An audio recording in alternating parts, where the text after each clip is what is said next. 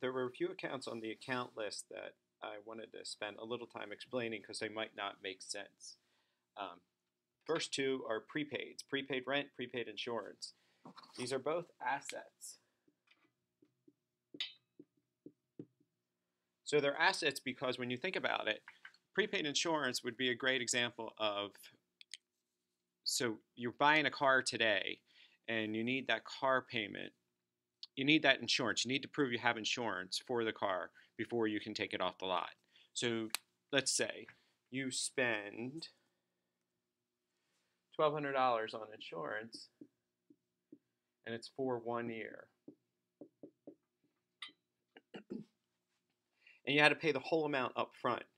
So as insurance works is you pay the $1,200 up front, it's covering you for a year. It's not being used all 1,200 of it's not being used. Each month a little bit gets taken away. So for instance, if I buy this on February 1st, on March 1st, $100 of that insurance has been used.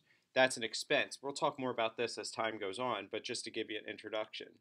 So say on March 1st, you found a new company that will only charge you $800 for insurance.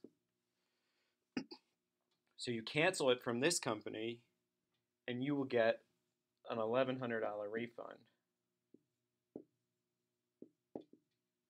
Since that's money that can come back to you, that then is an asset because it's money that you have not fully used yet. If you stayed with that company for the full year, you would gradually use $100 a month. But since you're leaving and you can get $1,100 back, that's money that's not being used yet, so that's why that's an asset.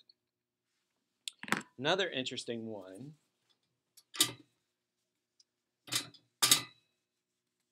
is unearned revenue.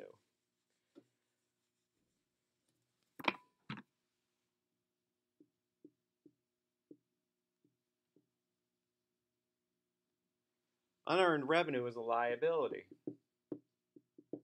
But when does unearned revenue happen? Best way to think about that is think about on a personal end.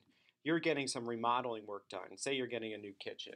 So if you have a kitchen and you meet with the customer, you meet with the contractor who is going to do that kitchen for you, and they tell you the estimate to do the kitchen is $10,000.